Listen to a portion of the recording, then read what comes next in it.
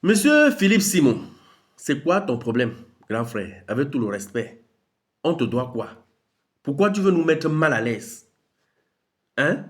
Si tu veux nous bring dans le wish, tu veux nous mettre dans la sorcellerie, tu veux nous montrer la porte de la sorcellerie, grand, sois droit comme Longuet Longuet. J'ai écouté dans une vidéo là, Jean Bertrand a demandé à Longuet Longuet que tu m'appelles pourquoi à 3 heures, il a dit que je t'appelle pour t'amener dans la sorcellerie. Il n'a pas lui tourné comme tu le tournes là. Donc si tu veux nous amener aussi, tu veux amener tes petits frères, nous comme ça là, dans la sorcellerie, dis-nous une fois. Montre-nous la porte, ne tourne pas. Mais mon grand, comment tu peux? Tu sais même que tu es tellement suivi et que tu es batte. Quand tu fais une sortie comme ça là, tu dis que si quelqu'un a traversé 30 ans sans construire, c'est qu'il a raté sa vie. Il va demeurer pauvre. Mais grand, 30 ans, déjà, dis-moi un peu, ton message s'adresse à quelle catégorie de personnes concrètement? Parce que pour les gens qui sont nés avec la cuillère en or dans la bouche comme toi, c'est normal, hein? Oui, les gars qui ont voyagé, qui ont fait les études en Beng, qui ont fini leurs études, on les a situés, on les a positionnés, tout. C'est normal, non?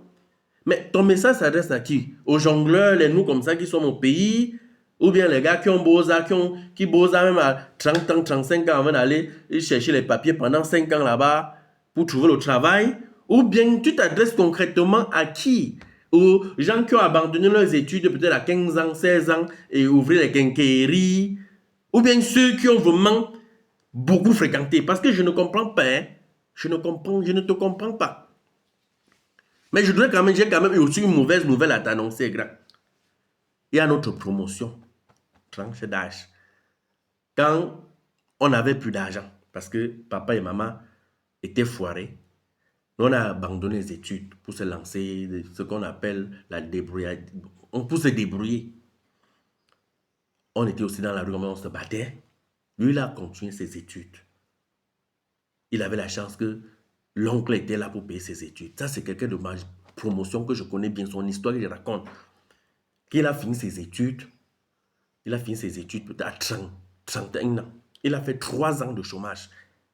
Regarde le doctorat. Il a eu le boulot à 34 ans. Mais je peux te rassurer que en 3 ans seulement, avec son doctorat, dans la boîte où il travaille, dans la société où il travaille, en 3 ans, c'est que le grand frère a réalisé. Je ne sais pas si en mourant, moi, il va réaliser même la moitié. Je ne connais pas mon destin. Je ne connais pas. Donc, arrête de tenir ce genre de langage. Je ne sais pas. Je ne sais pas Je ne sais pas ce que tu veux vraiment passer comme message. 30 ans. Parce que moi, je connais. Les gars sont versés ici à soi. Hein. Ils ont 30 ans. Hein. Ils sont encore dans les chambres là. Ils sont là en Guakelé. Hein. Ils sont là dans les instituts supérieurs. Les gars se cherchent encore. Et donc ils ne vont pas réussir.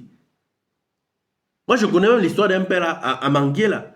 La plus belle maison dans le secteur, là, à l'époque, là, mon grand frère louait là-bas quand il venait en vacances. Il vivait dans les carabottes avec ses enfants. Il avait 5 enfants comme ça, là. Et la maison en carabotte où il vivait, le père avait peut-être bien même plus de 50 ans. Il était là avec sa femme misérable. Il vendait un peu le bois. Mais il n'a pas blagué avec l'éducation et l'école de ses enfants. Par chance, comme Dieu fait les merveilles, l'enfant d'un boss est tombé amoureux de l'une de ses filles. C'est comme ça que le gars a fait tous les papiers. Ils ont voyagé. Après l'avoir épousé, ils sont partis en main. À l'heure où je te parle ici, monsieur Philippe Sim, tous les enfants du père là sont en bain. Mais rentre au quartier.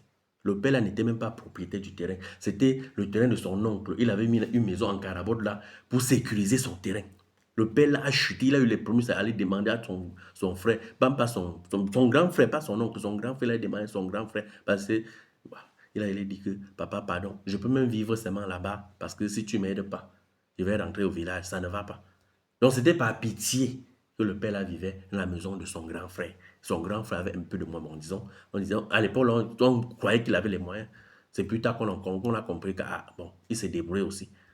Il avait peut-être 3 terrains ici à Yaoundé comme ça là. Mais va donc voir maintenant. Les enfants là, sont allés en bain. Ils sont venus acheter le terrain où le père là vivait, à leur oncle. Les enfants du père, ils ont acheté le terrain à leur oncle, le grand frère de leur papa.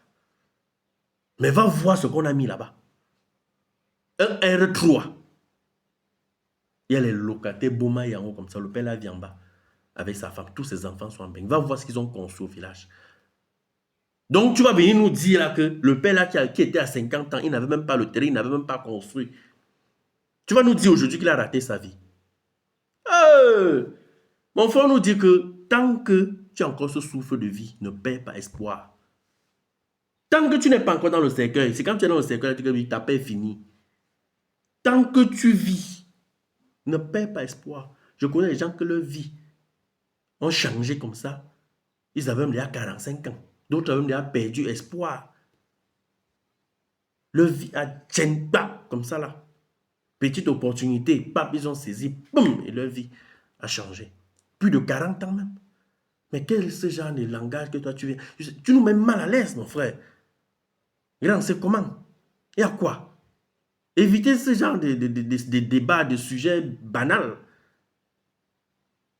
Ah, peut-être depuis là, on ne parlait plus de toi. Bon, tu voulais un peu faire le buzz et tout. Je ne sais pas. Hein.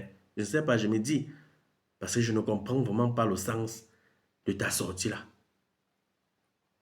Et quand nous on tombe sur ça comme ça là, mon frère, là tu n'es pas différent des petites filles, les Kimi, machin, tout ça là, les Cynthia Fiangang qui montrent à leur petite soeur que l'école n'est pas bien. Hein, vous pouvez prendre les raccourcis pour vendre le piment et avoir beaucoup d'argent. On va faire comment dans notre contexte s'il y avait la galère qui nous touche au pays ici là. Trouver même d'abord le travail, c'est les problèmes. Dis même au moins que si à 30 ans tu n'as pas encore eu le travail, c'est délicat, c'est dangereux. Pas que tu n'as pas construit, mon frère. Hey, le type si, pardon. Mais projecteurs, dites-moi ce que vous pensez aussi en commentaire. S'il a raison ou pas. Ah, peut-être c'est moi qui me trompe. Hein. Vous-même, dites-moi aussi. Dites-moi, donnez-moi vos impressions en commentaire, s'il vous plaît. Merde.